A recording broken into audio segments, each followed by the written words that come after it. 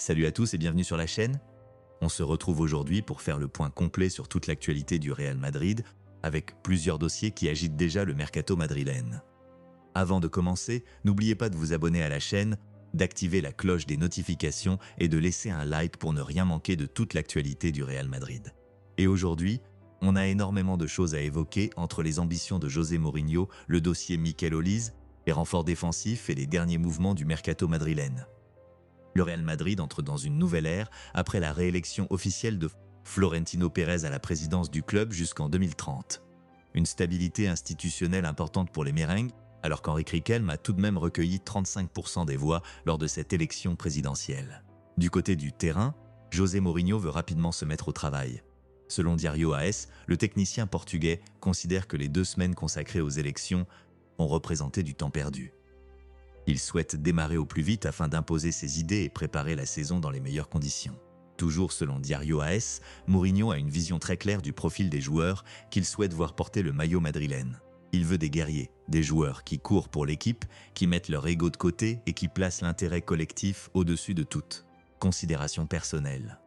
L'un des joueurs que Mourinho a hâte d'entraîner est Endrick. Fabrizio Romano révèle que le Portugais est particulièrement intrigué par le potentiel du jeune Brésilien et souhaite travailler étroitement avec lui, dès son arrivée. Dans le même temps, le Real Madrid continue de préparer l'avenir de plusieurs jeunes talents. La Real Sociedad s'intéresse notamment à Gonzalo Garcia. D'après Jorge Cepicón, le club basque suit de près la situation de l'attaquant madrilène. Concernant le secteur offensif, Brahim Diaz reste très courtisé. Sky Sport affirme que la Juventus et la AS Rome souhaitent toutes les deux recruter l'international marocain.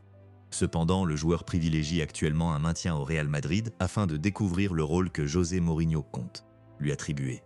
Par ailleurs, Pep pourrait effectuer son retour au club.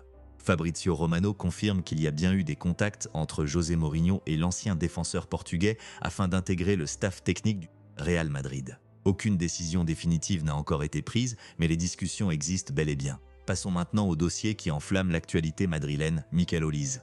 Selon Fabrizio Romano, Florentino Pérez travaille déjà en coulisses sur cette opération et échange directement avec les différentes parties impliquées dans le dossier. Le président madrilène serait totalement séduit par le profil du joueur. D'après plusieurs sources, notamment Diario AS, Florentino estime qu'Oliz pourrait apporter la créativité et l'équilibre qui manquent actuellement au Real Madrid. Son profil d'allié droit gaucher plaît énormément à la direction sportive. Ramon Alvarez affirme même que Mikel Oliz est prêt à rejoindre le Real Madrid et qu'une offre officielle pourrait être formulée dès la semaine prochaine. Cependant, le Bayern Munich ne compte pas faciliter les négociations. Sky Sport indique que le club bavarois n'envisagerait une vente qu'en cas d'offre dépassant les 200 millions d'euros.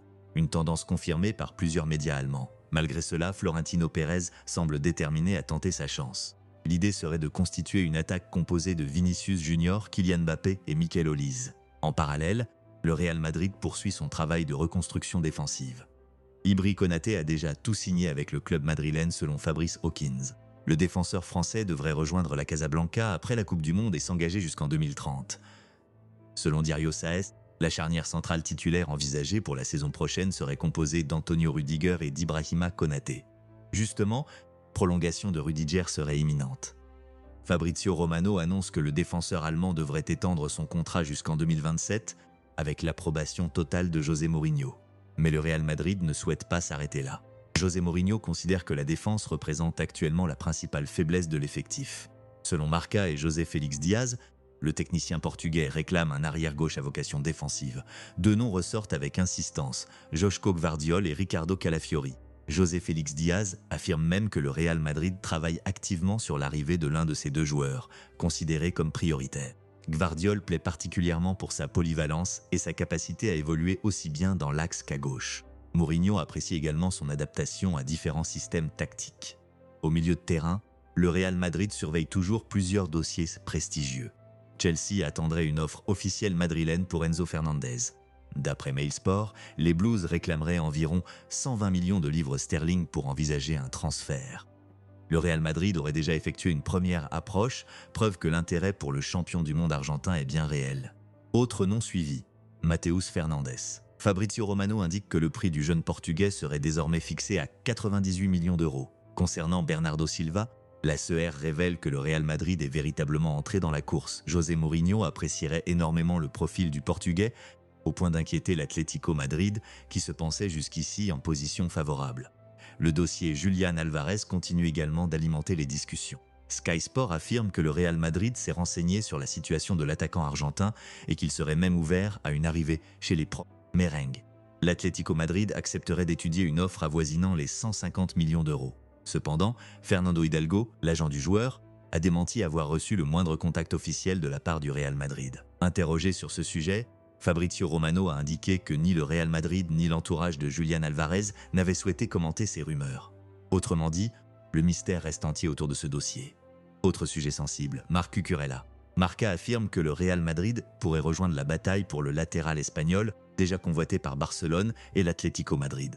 Son prix serait estimé à environ 40 millions d'euros. Enfin, un autre dossier fait beaucoup parler en Espagne, l'affaire Negreira. Selon Diario AS, le Real Madrid aurait demandé à l'UEFA de retirer les titres remportés par le FC Barcelone durant la période concernée par cette affaire, ainsi qu'une exclusion du club catalan des compétitions européennes. Il s'agit toutefois d'un dossier juridique particulièrement complexe dont l'issue reste incertaine. Pour conclure, José Mourinho a déjà fixé son grand objectif, remporter une nouvelle Ligue des Champions avec le Real Madrid.